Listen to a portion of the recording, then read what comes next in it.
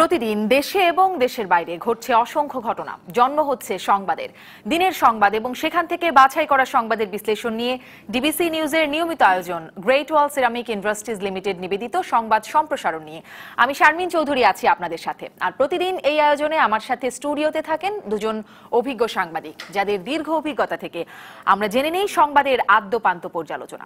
আজ আমার সাথে সংবাদ সম্প্রসারণে অতিথি হয়ে এসেছেন নিউজ টুডের সম্পাদক রিয়াজউদ্দিন আহমেদ এবং সিনিয়র সাংবাদিক মোজাম্মেল হোসেন মঞ্জু।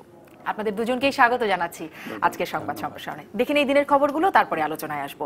দর্শক, শুরুতেই মার্কেন্টাইল ব্যাংক আজকের সংবাদ শিরোনামগুলো। আদালতের নির্দেশে কারাগারে ডিভিশন পেলেন খালেদা জিয়া। সংসদ নির্বাচনে অংশ নেওয়া নির্ভর করছে সুপ্রিম কোর্ট ও নির্বাচন কমিশনের সিদ্ধান্তের উপর। এসএসসি পরীক্ষার প্রশ্ন ফাঁসের সাথে জড়িত সন্দেহে সারা দেশ থেকে ৩২ জন আটক, টাঙ্গাইলে একজনের কারাদণ্ড।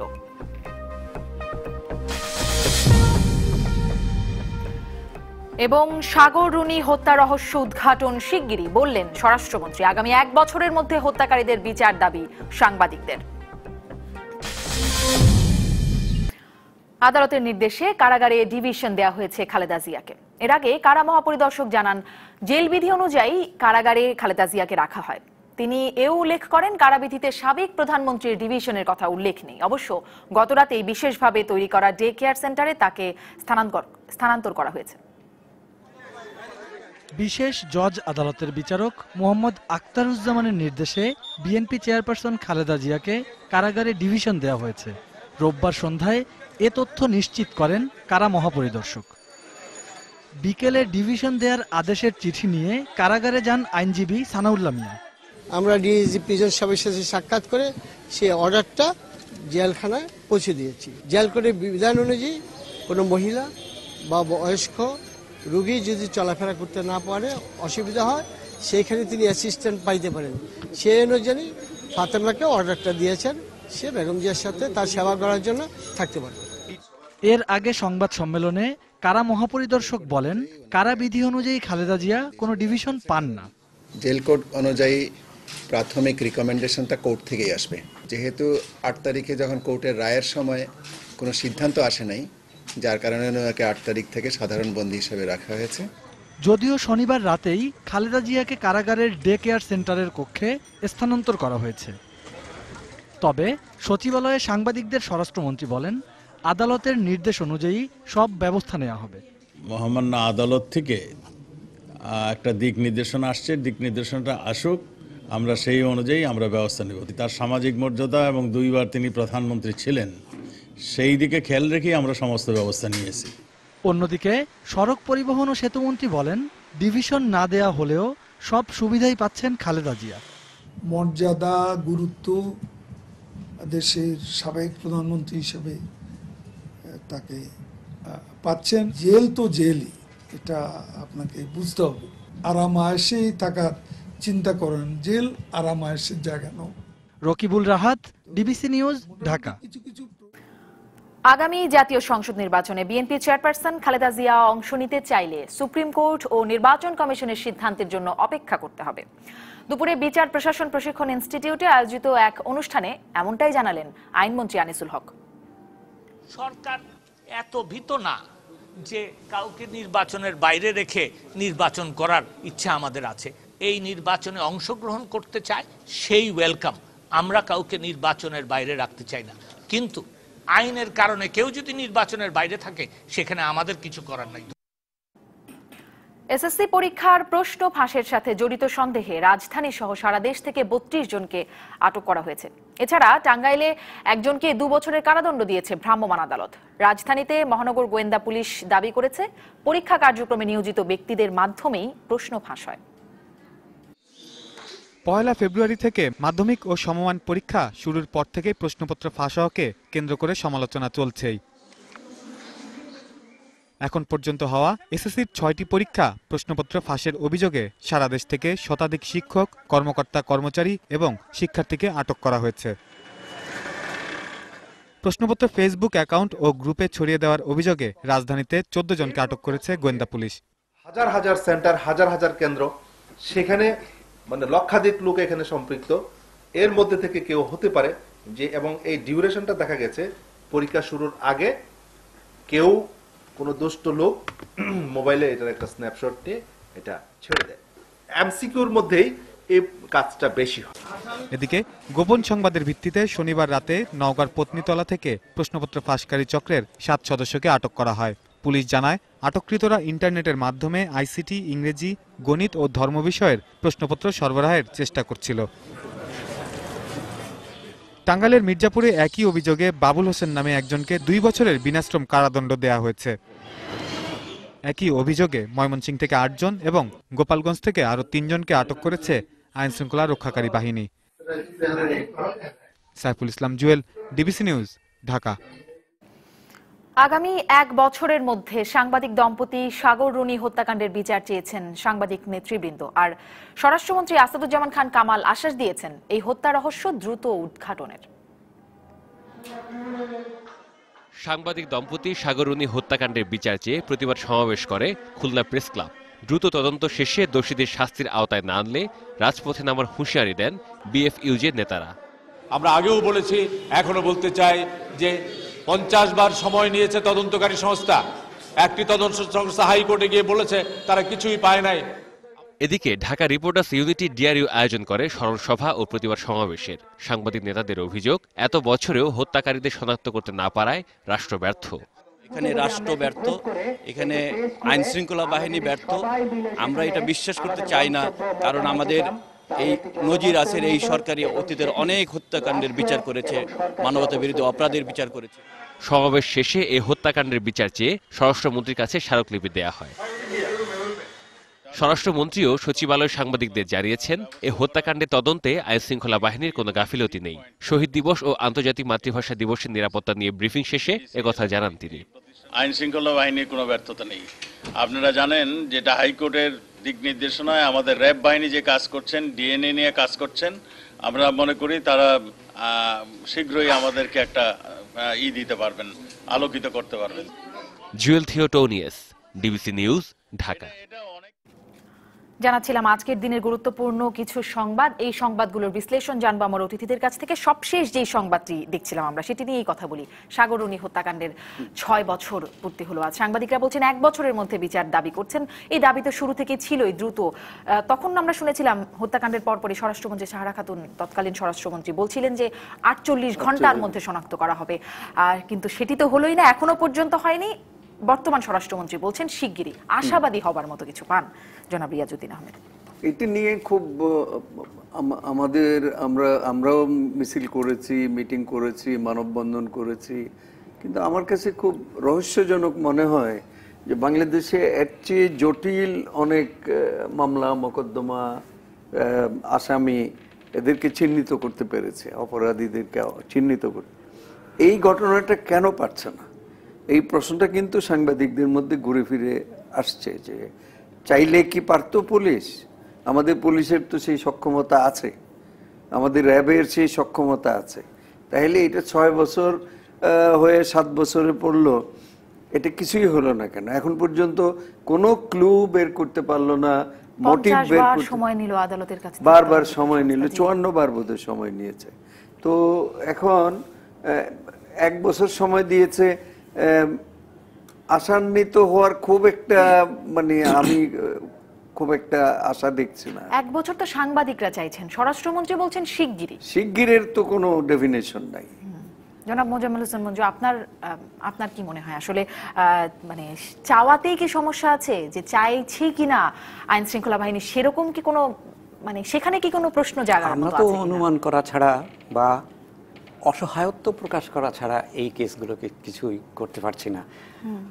অপরাধ তদন্তের ক্ষেত্রে আধুনিক পদ্ধতি প্রণালী এত উন্নত হয়েছে, সেখানে আমাদের পুলিশ, গোয়েন্দা তারা এগুলি উদ্ধার করতে পারবে না, এটা আমরা ভাবতেই পারি না। কাজেই আমরা প্রথমত অ্যাকিউজ করব যে এখানকার পুলিশ তদন্ত অর্থাৎ সরকারি পক্ষ, তারা এই জায়গাটাতে কোনো আলো দেখাতে পারছেন না। স্বরাষ্ট্রমন্ত্রী বলছেন আইন শৃঙ্খলা বাহিনীর কোনো ব্যর্থতা, কোনো গাফিলতি নেই।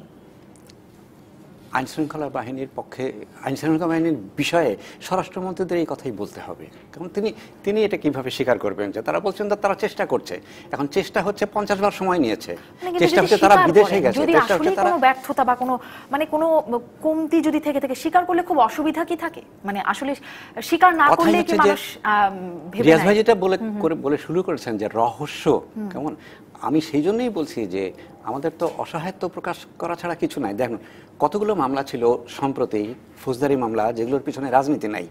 ওই যে কিশোরকে আপনার পথে বায়ু ঢুকিয়ে মেরে ফেললো ইত্যাদি রাজন, খুব দ্রুত এগুলো হয়ে গেল, আমরা বাহাবা দিলাম। যেখানেই কোনো না কোনো রাজনীতি আছে, ত্বকী হত্যার মামলাটা নারায়ণগঞ্জের চার্জশিট হয়েছে, চার্জশিট হওয়ার পর সেটা শীতনিদ্রায় গেছে। কি ব্যাখ্যা হতে পারে? তনু হত্যার কোনো ক্লুই পেল না, কেমন হত্যাটা সংগঠিত হয়েছে একটা ক্যান্টনমেন্ট এলাকায়, কোনো ক্লুই পেল না।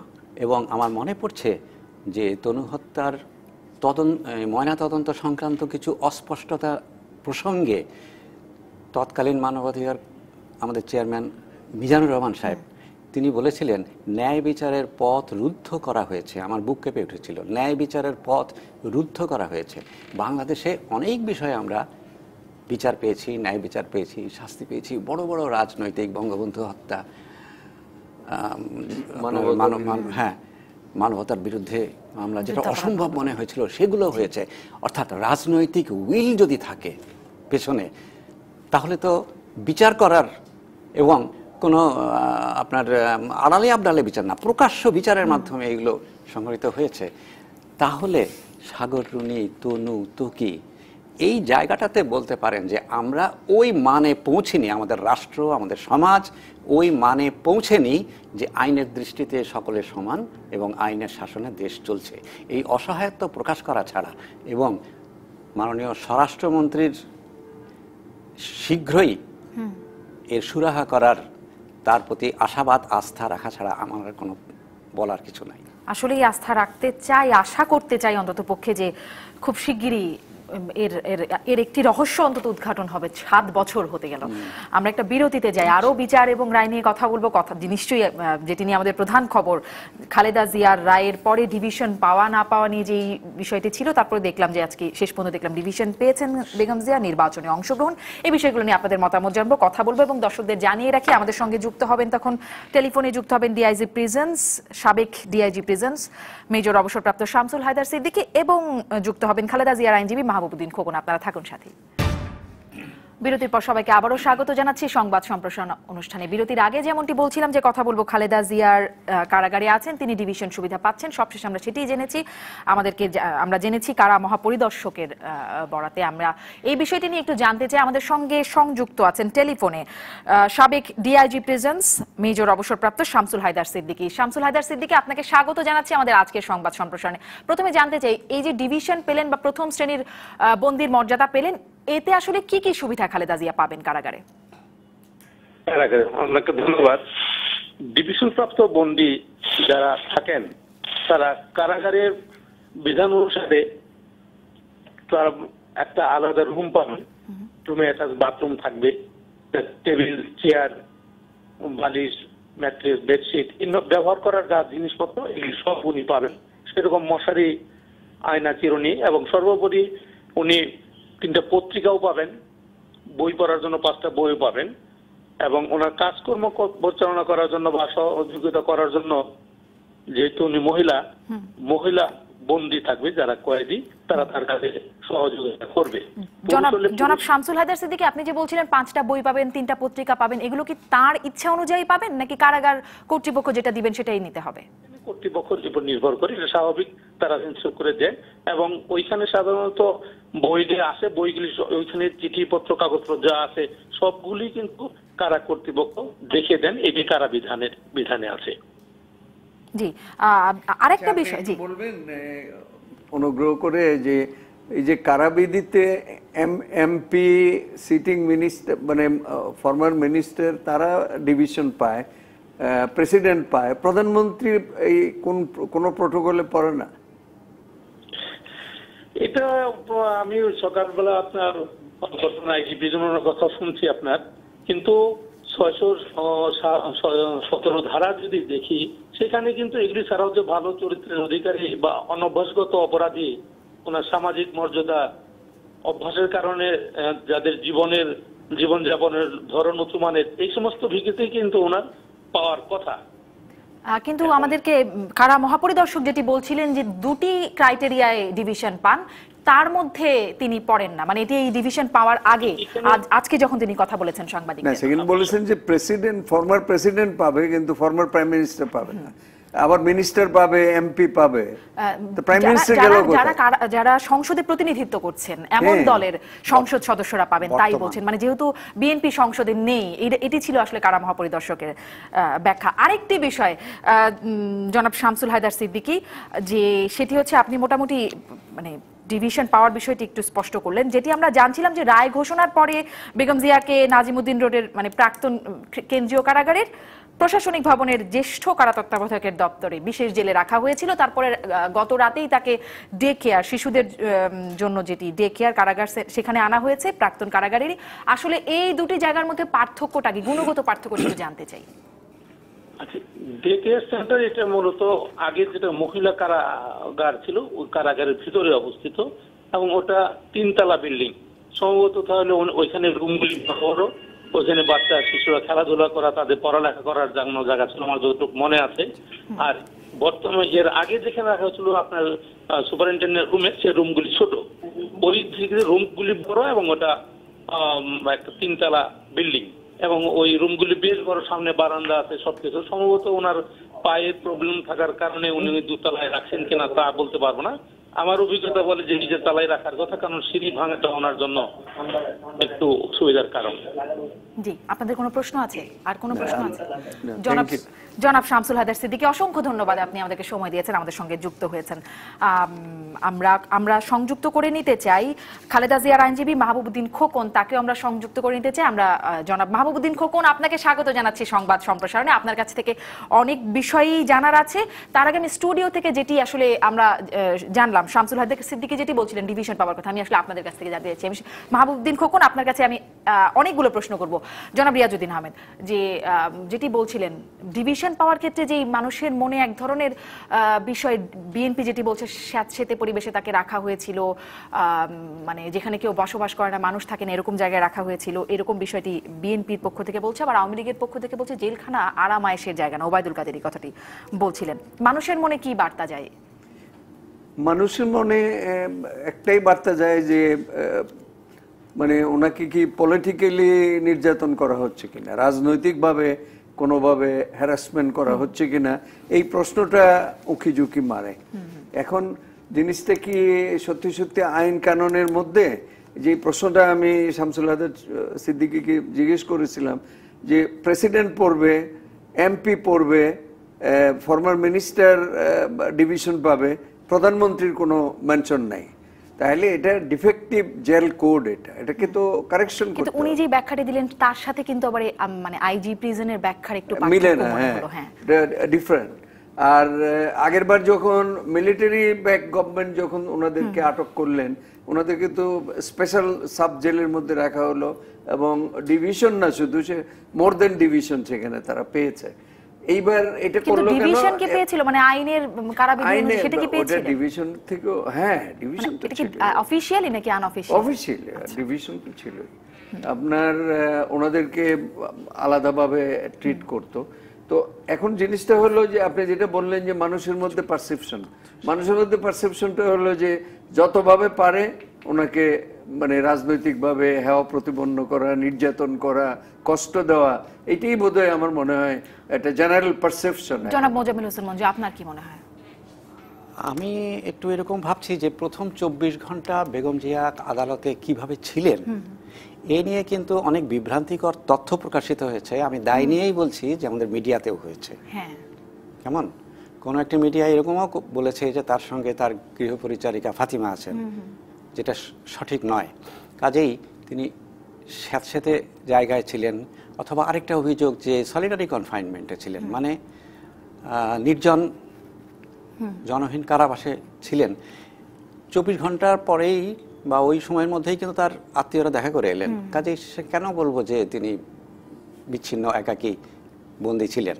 আমার মনে হয় যে পরিবর্তন করার দরকার কি হলো, মানে আগের গত রাতে যেটি জায়গা পরিবর্তন করা হলো তাকে এটি কেন হলো? আমি যেটুকু তথ্য পেয়েছি তাতে আমার মনে হচ্ছে যে আগের জায়গার চেয়ে একটু ভালো জায়গায় নেওয়া। সেটা তো আগেও জানা নিশ্চয়ই ছিল, বেগম জিয়া সম্পর্কে তো ধারণা সবারই আছে, মানে তাহলে তো প্রথমেই এটি করা যেত, মানে এই জায়গাটিতে। এই প্রশ্নগুলো কারা কর্তৃপক্ষকে জিজ্ঞাসা করেই তার কাছে জবাব পেতে হতো। এটা আমরা কিন্তু এখন আলোচনা করে আমাদের ধারণা কি হয় সেটা নিয়ে জানতে চাইছিলাম। আমি আগের মতো রিপোর্টার থাকতাম তো আমি জিজ্ঞেস করতে হতো কারা কর্তৃপক্ষ। তবে দেখুন এই যে কনফিউশনটা আরো এলো, আমাদের আইজিপি বললেন যে 1964 আর 2006 এর কারাবিধি অনুযায়ী সাবেক রাষ্ট্রপতি এবং বর্তমান এমপি এরা পাবেন, সাবেক প্রধানমন্ত্রী স্বয়ংক্রিয়ভাবে ডিভিশন পাবেন না, কোনো মেনশন নাই। এখন বিষয় হচ্ছে বিভিন্ন সময় তো অভিজ্ঞতা অনুযায়ী কারাবিধি সংস্কার হয়। এই দুটো সন আমার মাথায় এলো যে 64 হচ্ছে আইয়ুব খান এবং 2006 হচ্ছে বিএনপি সরকার, তাদের সময় তো এই আইনগুলো করা। তো পরবর্তী সময়েও বিএনপি পাওয়ারে ছিল, আওয়ামী লীগ পাওয়ারে ছিল, তারা অভিজ্ঞতা অনুযায়ী কারাবিধিগুলো কিছুটা সংস্কার করে নিতে পারতো। একটা হচ্ছে যে এখন কারাবিধি সংস্কার প্রয়োজন, আমি বলছি তো এই অভিজ্ঞতাগুলো থেকে এই মাপের বন্দী ফৌজদারি মামলায়ও আসামি হয়ে যে যাবেন। আরো কতগুলো রিয়াজ ভাই বলছেন যে রাজনৈতিকভাবে তাকে পীড়ন করা কেমন, কিন্তু আমার কথা হচ্ছে যে একজন সাবেক প্রধানমন্ত্রী দুবারের বেশি প্রধানমন্ত্রী ছিলেন, দেশের বড় একটা রাজনৈতিক দলের প্রধান, নারী, তার বয়স 72, কেমন তার শারীরিক সাধারণ অবস্থাও আমরা জানি, পায়ের ইত্যাদি সমস্ত কিছু বিবেচনায় তার শাস্তি হয়েছে। আমার কাছে এটাও বিষয় যে আদালত কেন সশস্ত্র কারাদণ্ড, সশ্রম কারাদণ্ড, 72 বছরের একজন মহিলাকে সশ্রম কারাদণ্ড কেন দিলেন বা কি আইনের বিধান ওখানে আছে আমি আসলে জানি না, কিন্তু আমি বিস্মিত হয়েছি যে কেন সশ্রম কারাদণ্ড দিলেন। মানে আইনে সেই সুযোগটি আছে। হ্যাঁ, কাজেই আইনে হয়তো এমন এটাও একটা নতুন অভিজ্ঞতা। আইজি বলছেন যে তিনি সাধারণ বন্দী, আইনে তো এটাও আছে যে মৃত্যুদণ্ড হইলো বয়সের কারণে মৃত্যুদণ্ড দেওয়া হলো না, যাবজ্জীবন দেওয়া হলো, আজীবন দেওয়া হলো। সবকিছুর উপরে তো মানুষত্ব শাস্তি হবে, কিন্তু আমি এই বিষয়টির কথা বলছি না, খালেদা জিয়ার মামলার কথা বলছি না, কিন্তু যখন একজন ব্যক্তি অপরাধ করেন বয়স হয়ে গেলে তার অপরাধের শাস্তি কম হয়ে যাবে, মানে আমাদের বয়সে যদি একজন অপরাধী থাকে তার শাস্তি বেশি হবে, আর বয়স হয়ে গেলেই তার শাস্তিটা কমে যাবে, এটিও কি খুব মানে গ্রহণযোগ্য? বিচারক যখন দিয়েছেন, বিচারকের সেই এখতিয়ার আছে আইনের মধ্যে, নিশ্চয়ই তাহলে আইনের মধ্যেই দিয়েছেন। আমি আসলে আইনজীবী মাহবুবউদ্দিন খোকন আপনার কাছ থেকে জানতে চাই যে ডিভিশন শেষ পর্যন্ত পেয়েছেন, এই বিষয়টি আমরা স্পষ্ট হয়েছি, কারা কর্তৃপক্ষ জানাচ্ছেন সেটি আপনারা সন্তুষ্ট?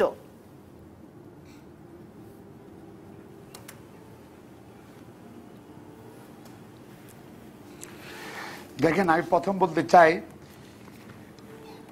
বেগম খালেদা জিয়ার বিরুদ্ধে আজকে যে রায়টা হয়েছে, আমি বলবো যে চির প্রতিদ্বন্দ্বী 17 বছর প্রতিদ্বন্দ্বী শেখ হাসিনা বেগম জিয়া, তারা প্রতিদ্বন্দ্বী ছিল, রাজনৈতিক প্রতিদ্বন্দ্বী ছিল। আজকে দুজনের বয়স হয়েছে। শেখ হাসিনা মাননীয় প্রধানমন্ত্রী তার শেষ জীবনে এসে তার চির প্রতিদ্বন্দ্বী বেগম জিয়াকে বিরুদ্ধে যে প্রতিহিংসা ছিল, জিজ্ঞাসা ছিল, ইচ্ছা ছিল, তার শোধ সে নিয়েছে এই মামলা করে। কারণ বাংলাদেশে আপনার সরকারের সময় করা আইন অনুযায়ী আমরা সবসময় বলে আসছি, জালিয়াতিপূর্ণ কাগজপত্র দিয়ে,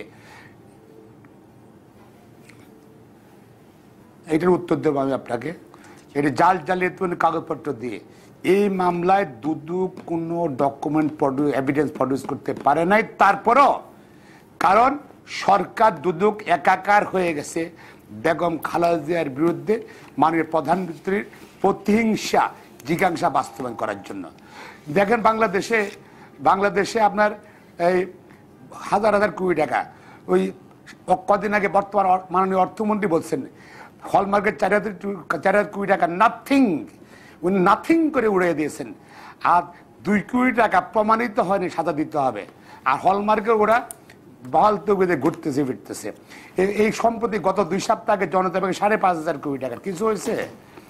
বাংলাদেশ ব্যাংকের 850 কোটি টাকা, একটা চৌকিদারও বাংলাদেশ ব্যাংকের পিওনে অ্যারেস্ট হয়নি, আর ডাইরেক্টর পরিচালকের দূরের কথা। এটা আসলে ভিউ, আপনার ধরেন চিন্তা চেতনা কি করতে চান আপনার সরকার, ক্ষমতাটা ব্যবহার করছেন আর কি। আর এই মামলায় অ্যাটর্নি জেনারেল বারবার বেগম খালেদার বিরুদ্ধে হাইকোর্টে গড়েছে। আজকে আমি একটা ডিফারেন্ট দুদকের ডবল স্ট্যান্ডার্ডটা বলি। মাননীয় প্রধানমন্ত্রী শেখ হাসিনার বিরুদ্ধে প্রায় 14-15টা মামলা ছিল, বেশ কতগুলো দুদকের মামলা ছিল, ইনক্লুডিং বঙ্গবন্ধুর ট্রাস্ট দুর্নীতি মামলা। সেগুলো কিন্তু সবগুলো কোয়াশ হয়ে গেছে হাইকোর্টে, কিন্তু একটা মামলাও দুদক আপিলের ডিভিশনে যায় না, আপিল করে নাই।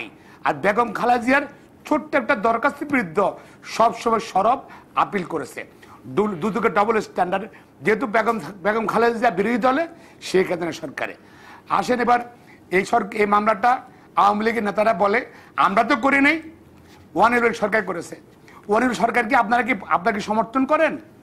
আওয়ামী লীগের তা নিশ্চয়ই সমর্থন করেন, কারণ তারা আপনাদের ক্ষমতা বসেছে।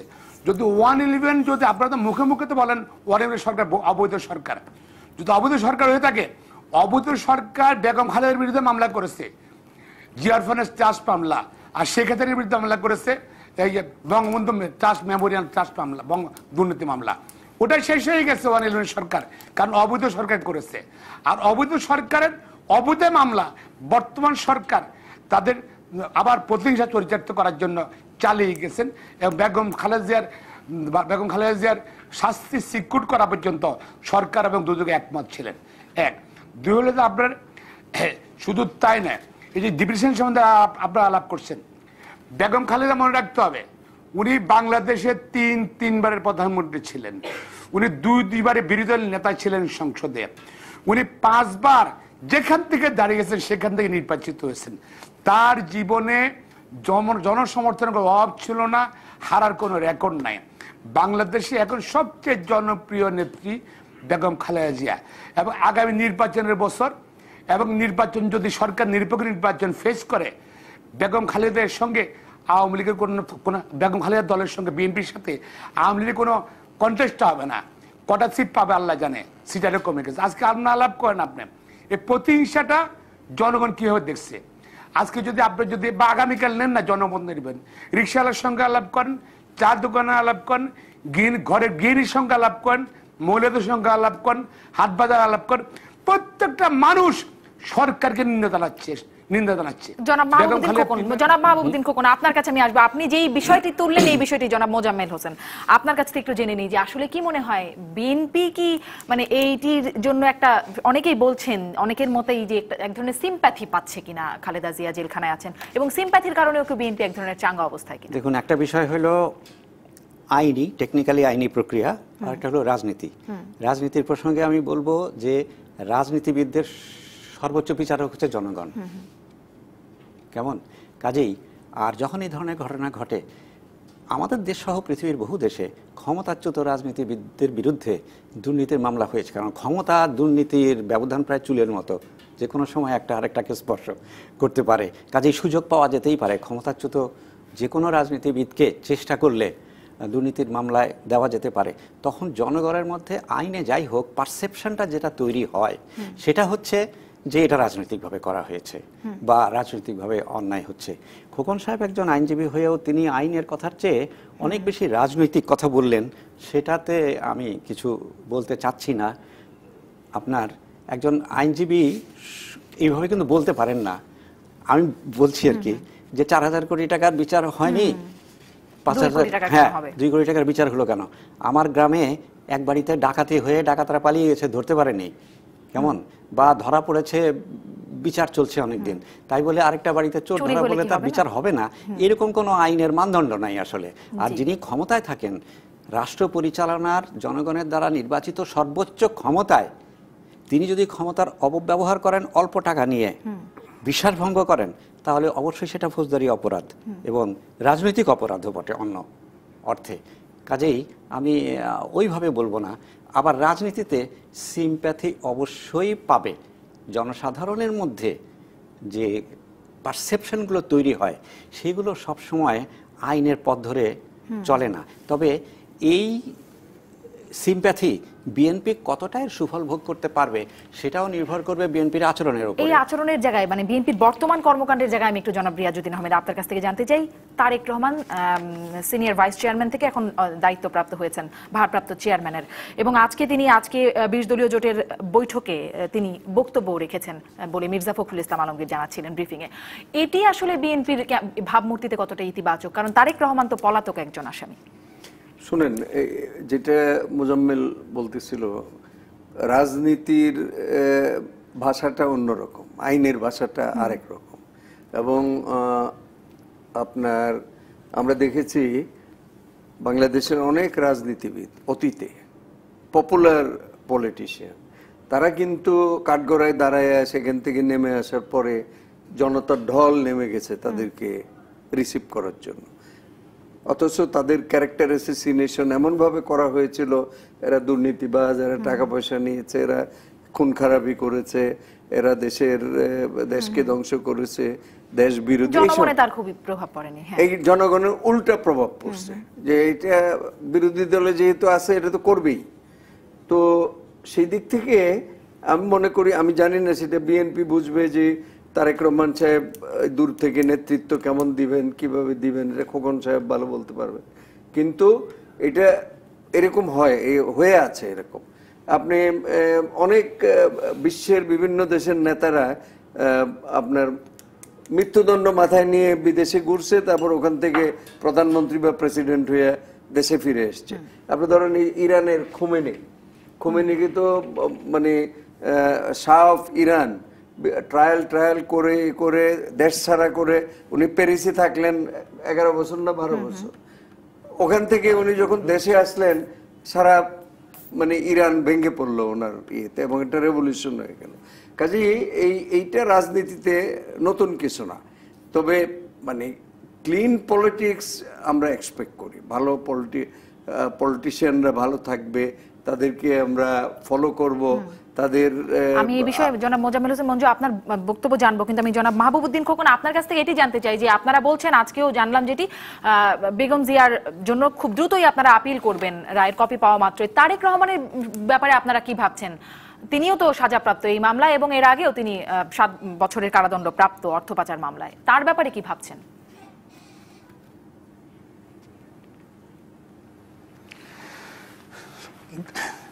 আপনি বারবার তারেক রহমান সাজাপ্রাপ্ত, বেগমদের সাজাপ্রাপ্ত এসব বলতেছেন কেন? ইউ হ্যাভ টু থিঙ্ক বাংলাদেশের প্রধান বিচারপতি, যিনি বিচার বিভাগের অভিভাবক ছিলেন, এস.কে সিনহা সাহেব সরকারের বিরুদ্ধে একটা রায় দিয়েছে 16 সংশোধনী। সরকার মানবত হয়নি, তাকে ক্যান্সারের রোগী বানিয়ে দেওয়া হয়েছিল, দেশ থেকে বিতাড়িত করা হয়েছিল, জোরকে পদত্যাগ করানো হয়েছিল। দেশের প্রধান বিচারপতি যদি এই অবস্থা হয়, ন্যায় বিচার না পায়, তো বেগম খালেদা ন্যায় বিচার পাবে কোত্থেকে? এই সরকারের আমলে তারেক রহমান ন্যায় বিচার পাবে কোত্থেকে? তাহলে জনাব মাহবুবউদ্দিন খোকন, তাহলে আপনারা আপিলের কথা ভাবছেন কেন? ন্যায় বিচার পাবেন না এই বিষয়ে যদি নিশ্চিতই থাকেন, তাহলে কোর্ট মামলার সম্বন্ধে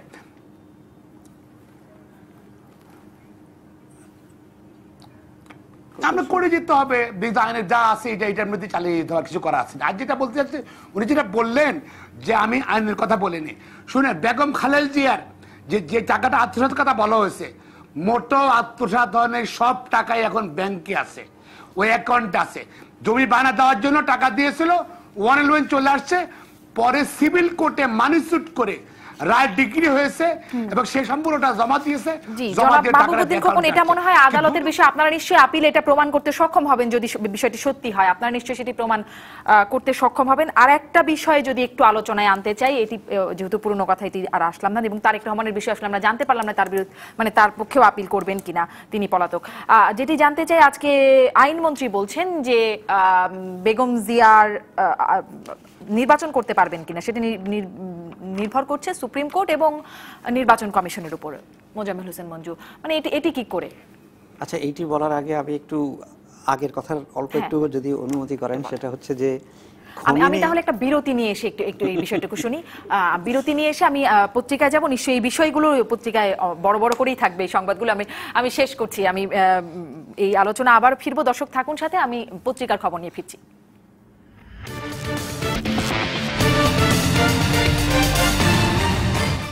বিরতির পর ফিরলাম সংবাদ সম্প্রসারণে। দেখে নিয়ে অনলাইন পত্রিকার খবরগুলো। প্রথমেই প্রথম আলো, কেউ নির্বাচনের বাইরে থাকলে কিছু করার নেই, আইনমন্ত্রী বলছেন। জনাব মোজাম্মেল হোসেন মঞ্জু, বিরতির আগে ঠিক এই প্রসঙ্গেই আপনার কাছে আমি গিয়েছিলাম, আপনাকে থামিয়ে বিরতিতে গেলাম।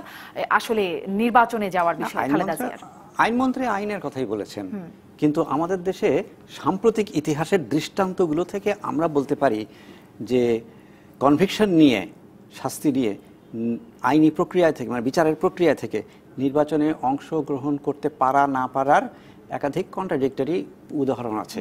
সেই জন্য এ বিষয়ে কোনো সুনির্দিষ্ট মানদণ্ড বা স্ট্যান্ডার্ড তৈরি হয়নি।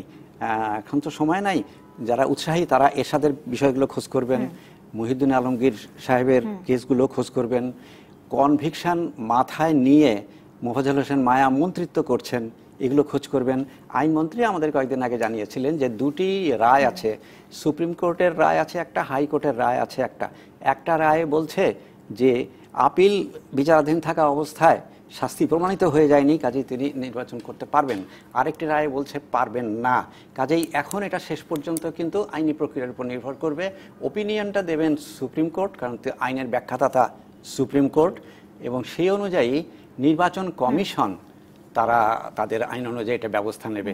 মানে তাহলে তো সেটি যদি মানে নেতিবাচক হয়, তাহলে নিশ্চয়ই মোফাজ্জল হোসেন চৌধুরী মায়ারও মন্ত্রিত্ব বা সাংসদ সদস্যপদ কিছুই থাকবে না। বলতে পারি না, আমরা সরলভাবে ব্যাখ্যা করতে পারি, কিন্তু আরো অনেক জটিল আইনি ব্যাখ্যা হয়তো আছে, যেটা আপনার আইনের চোখে সবাই কি সমান, সেটা তো আমি একটু আগে বলেছি, যেটা আদালত এবং অন্য জায়গায় হবে। তবে আমরা আশা করব যে নির্বাচনটা যেন শান্তিপূর্ণভাবে হয়, অংশগ্রহণমূলক হয়, সবাই যেন অংশগ্রহণ করতে পারে, এটা আমরা নাগরিক হিসেবে আশা করব। আমি আরো কিছু পত্রিকা দেখে নিয়ে, আপনি কোনো মন্তব্য করতে চান এক লাইনের? না, এটা মোজাম্মেল সাহেব যা বলছে আমি ওনার সাথে একমত, এবং নির্বাচনের বাইরে থাকবে না ভিতরে থাকবে, আইনের থেকেও রাজনীতি ডিসাইড করবে। এটা রাজনীতির ভবিষ্যৎ কি, রাজনীতি কি শেপ নিবে, রাস্তা কতটা উত্তপ্ত হবে, এর উপরে নির্ভর করে খালেদা জিয়া ইলেকশন করতে পারবে কি পারবে না। খালেদা জিয়া ইলেকশন করতে পারলে কেমন হবে, না পারলে কেমন হবে? একই রেজাল্ট তো একই। খালেদা জিয়ার 5টা সিটে জিতে তো এমন কোনো কঠিন কিছু না, দাঁড়াইলেই তো জিতে যায়, তো দাঁড়াইলো না, ওনার এখানে অন্য লোক দাঁড়াবে। এখন যদি ওনার পক্ষে একটা সিম্পেথি ভোট হয়, সেটার বেনিফিট তো উনি জেলখানায় বসেই পাবে। এটা এই বিষয়গুলো নিশ্চয়ই আমরা দেখতে থাকবো এবং কথাও বলতে থাকবো। আরো কিছু দেখে নেই, আমরা দেখছি বিডি নিউজ 71 আরোহী নিয়ে রুশ বিমান বিধ্বস্ত। তারপরে আসলে কি হয়েছে সেটি পুরোটা পত্রিকাটা পড়লে হয়তো জানা যাবে। সমকালেরও প্রধান খবর তাই, 71 আরোহী নিয়ে রুশ বিমান বিধ্বস্ত। দ্রুত বিচারের সাজা 2 বছর বাড়লো, সংসদে দ্রুত বিচার আইন সেটি পাশ হয়েছে। আর কি খবর আছে যুগান্তরেও আমরা দেখছি, খালেদা জিয়ার জামিনের বিরোধিতা করবে দুদক, মানে জামিনের জন্য আবেদন যখন করবে দুদক সেটির বিরোধিতা করবে। দুদকের আইনজীবীরা বলছেন খালেদা জিয়াকে মুক্তি না দেওয়া পর্যন্ত আন্দোলন চলবে। আইনজীবীদের ভাষ্য, মানে আইনজীবীরা কিভাবে মানে আন্দোলন করেন, আইনের ভেতরে তারা কথা বলবেন, আবার রাস্তায়ও আন্দোলন করবেন, এটি কেমন করে হয় সেটিও একটু জানবার ছিল আমার। আমরা নিশ্চয়ই এই বিষয় নিয়ে আরো কথা বলবো, আপনাদের সাথে কথা বলবো, প্রতিদিন আলোচনা হতেই থাকবে। আজকের মতো শেষ করি। অসংখ্য ধন্যবাদ মোজাম্মেল হোসেন মঞ্জু এবং জনাব রিয়াজউদ্দিন আহমেদ। আমরা শেষ করছি আজকের মতো। দর্শক ভালো থাকবেন সবাই।